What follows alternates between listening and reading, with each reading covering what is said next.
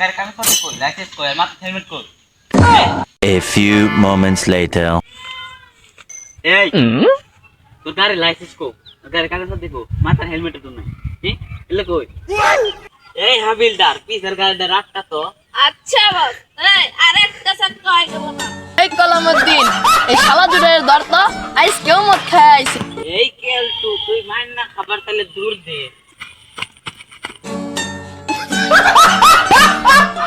এলাকাবাসী আসসালামু আলাইকুম।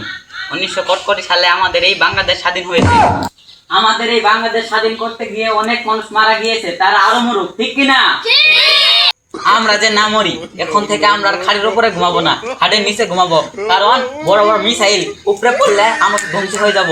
এর জন্য আমরা খাটের নিচে ঘুমাবো এখন থেকে। আপনারা এখন থেকে ভালোভাবে চলবেন। তাহলে কি করছ, তোর বাবা আইতাছে। আল্লাহ, এই বাংলাদেশে যদি কোনো দুর্ঘটনা ঘটে আপনারা কি সাথে থাকবেন না?